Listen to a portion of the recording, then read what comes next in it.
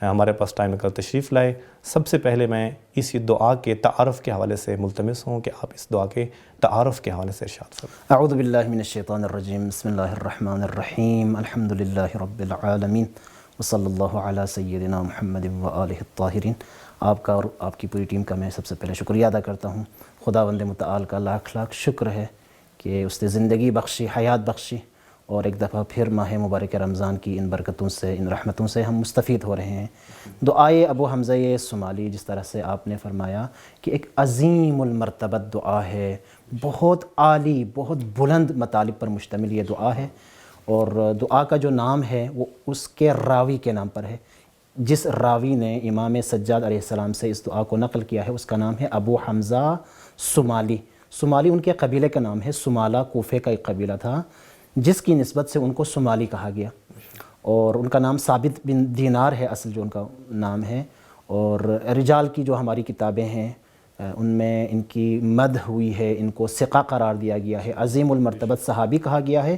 اور ائمہ علیہم السلام میں سے تقریباً 4 ائمہ علیہم السلام کے حوالے سے بیان ہوا ہے کہ ان 4 ائمہ کے صحابی جو ہے یہ شمار ہوتے تھے۔ امام زین العابدین، امام باقر علیہ السلام، امام صادق علیہ السلام، اور امام کاظم علیہ السلام کے زندگی کے اور امامت کے جو چند سال ہیں ان میں جناب ابو حمزہ صومالی زندہ تھے، اور ان ائمہ علیہم السلام سے، ان سب سے انہوں نے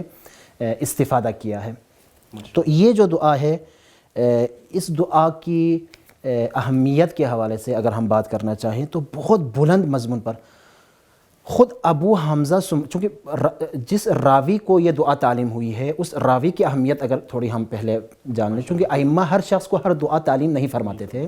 تو یہ جو ابو حمزہ صومالی ہے یہ وہ عظیم المرتبت صحابی ہیں کہ جن کے بارے میں ہمارے پاس 2 قسم کی روایتیں ہیں۔ بعض روایات میں جو رجال کشی وغیرہ میں ہیں وہاں پر ان کو اپنے زمانے کا سلمان قرار دیا ہے، یہ امام صادق علیہ السلام سے روایت ہے۔ اور فضل ابن شاذان نے امام رضا علیہ السلام سے ایک روایت نقل کی ہے، اس میں سلمان کی بجائے لقمان کہا گیا ہے کہ یہ اپنے زمانے کی، یعنی ان کی حیثیت، ابو حمزہ صومالی کی حیثیت اور ان کا مرتبہ اپنے زمانے میں وہی مرتبہ تھا جو حضرت لقمان حکیم کا تھا، جن کے حوالے سے قرآن مجید میں ایک پورا سورہ موجود ہے۔ تو یہ وہ عظیم المرتبت صحابی ہے۔ تو اب ان کو یہ دعا تعلیم دی ہے۔ آپ جانتے ہیں کہ ائمہ علیہم السلام ہر شخص کو اس کی ظرفیت، اس کے استعداد، اس کی صلاحیت کے مطابق عطا کرتے تھے۔ تو یہ جو دعا ہے یہ ابو حمزہ صومالی جیسے عظیم المرتبت صحابی کو یہ دعا تعلیم دی گئی ہے، اور خود جب آپ دعا کا مطالعہ فرماتے ہیں واقعاً بلند مرتبہ، بلند مضامین پر مشتمل، مطالب پر مشتمل یہ دعا ہے۔ ماہ مبارک رمضان کے سحر کے وقت پڑھنے کی تاکید ہے۔ ابھی جب سند کی بحث آئے گی تو اس میں بھی انشاءاللہ میں بات کروں گا کہ امام سجاد علیہ السلام سحر کے وقت اس دعا کی تلاوت کیا کرتے تھے۔ اہمیت کے حوالے سے صرف ایک میں جملہ کہوں چونکہ وقت کا بھی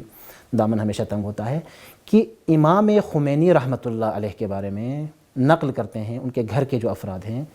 کہ عام طور پر جو مستحب دعائیں ہیں، مستحب عبادات ہیں، ان کے حوالے سے بہت زیادہ سختی نہیں کیا کرتے تھے امام کی روش یہ نہیں تھی سختی کیا کریں، لیکن 2 دعائیں، یا ایک دعا اور ایک مناجات، ایک یہی دعائے ابو حمزہ صومالی اور ایک مناجات شعبانیہ، ان 2 کے حوالے سے امام خمینی کے گھر کے جو افراد ہیں وہ نقل کرتے ہیں کہ امام کی ہمیشہ تاکید ہوتی تھی اور ہمیں کہا کرتے تھے کہ ان 2، یہ جو دعا ہے اور یہ جو مناجات ہے، ان کی بار بار تلاوت کیا کریں۔ خود امام کی روش اور امام کی سیرت میں بھی ہمیں یہی ملتا ہے۔ تو اس سے ہمیں یہی بات سمجھ آتی ہے کہ بہت عظیم المرتبت دعا ہے، اور خود جو دعا ہمارے سامنے موجود ہے آج بھی، اس کے مطالب کی طرف اگر کوئی غور کرے تو دعا کی اہمیت اور اس کے مضامین کی اہمیت خود بخود سامنے آ جاتی ہے۔ دعا کے تعارف کے بعد دوسرا